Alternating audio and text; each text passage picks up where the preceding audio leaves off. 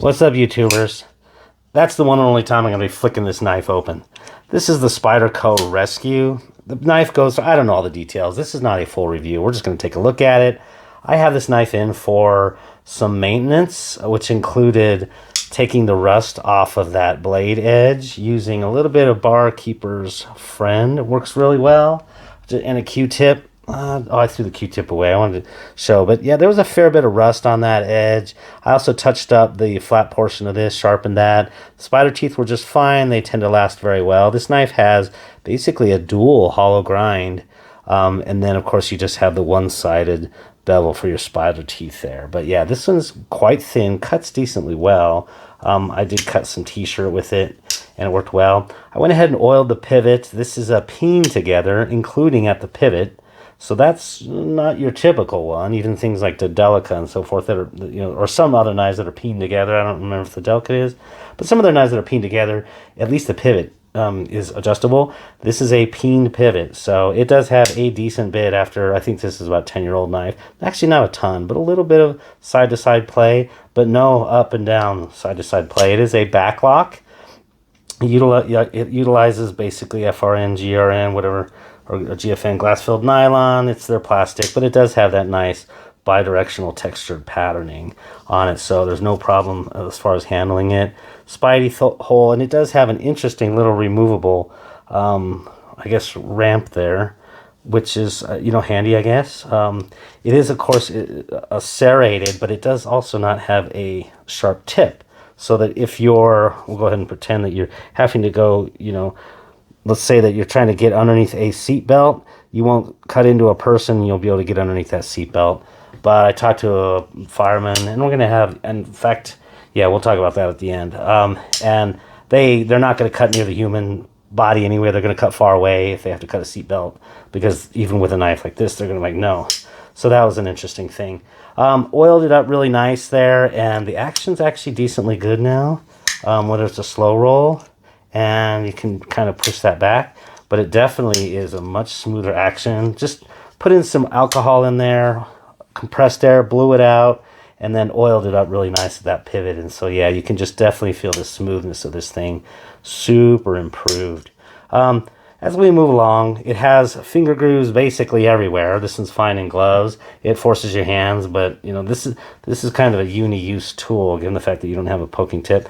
It does cut. I would suggest other alternatives, maybe like the Spyderco Salt series or the Caribbean, possibly with the spider teeth. Also, those are going to be more rust-proof. This one is in VG10 steel, made in Seki City, Japan.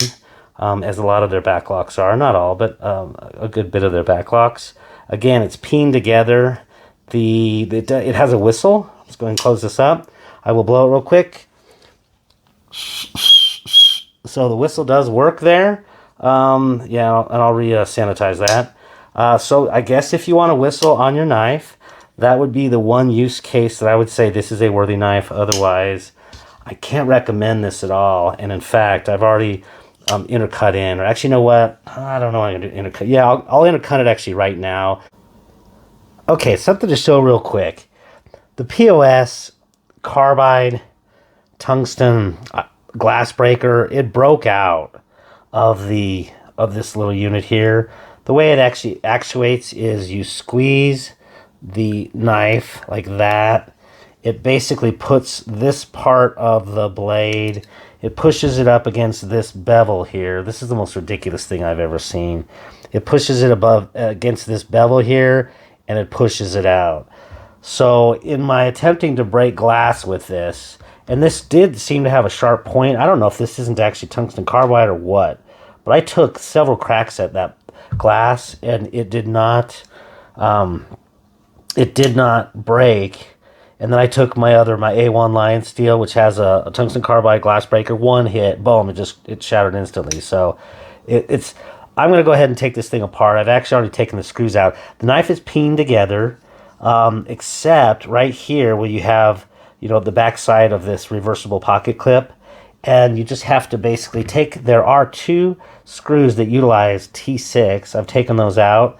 And I'll just show you one thing is in terms of how you're going to get this thing off, you have to open up the blade, and you basically just get a little pry tool, just, you know, one that won't scratch or whatever. And the thing actually just kind of pops out like that. So you're going to pop this guy out, and boom, it goes right on there. This thing's going to go in here. Let's see if I can get that in there. And yeah, so that's how that thing went in. Actually, I can show the way this thing operates too. But it relies on this little piece of crap metal wedged into a notch there on the tungsten carbide. This is terrible. Do not ever rely on this to break glass for your life. I will go ahead and, I mean, in essence, you can see, I'll go ahead and demonstrate it, but the blade pushes down against that bevel, and it pushes that thing out, and then the spring brings it back. So what an awful glass breaker. This is a total fail, and I would actually never give this to somebody who's in a situation where they might need rescue and think that that's going to work. So I'll go ahead and just interweave this probably at the front side of the video, because this knife, I'm not going to do a review anyway, but I'll leave it there, and then I'll talk a little bit about the knife. It's in for a reconditioning for somebody. This knife has tons and tons of use and wear, and I'm going to be doing all sorts of stuff. Just basically reconditioning. This front edge here needs to be resharpened. I'll be cleaning this blade up, oiling it. It runs on washers, and I'm going to be oiling that, kind of blowing out, cleaning it out. That's it. You know, and then I'll just talk a few minutes about this knife, but I'm not going to show the whole cleaning of this thing. I just wanted to show that thing because that is a big fail.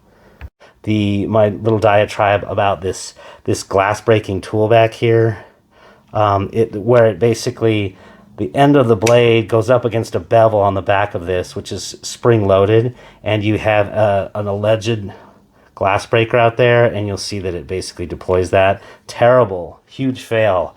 I front sided this one with the glass not breaking, as well as with the glass very easily breaking with another model I have, a Lion Steel A1, which has a glass breaker. I cannot recommend this. I would not ever recommend this for anybody.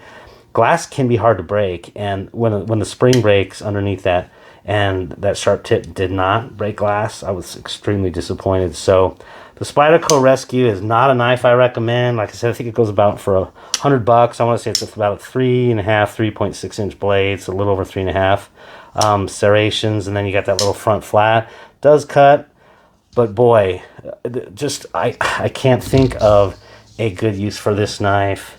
Actually, I can think of a good use for it when you need those particular uses, but they're just not use cases that come up a whole lot. So yeah, and I can't get over the fact I could never ever recommend anything that just broke so easy and didn't break glass. So that should have just been left out of there. You know, I guess the whistle's kind of handy and useful, but after 10, 12 years, however old this thing is, it's very old, still solid and together, you know, no major cracks or anything.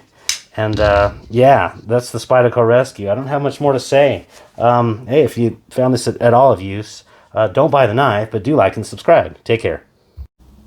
What's up, YouTubers?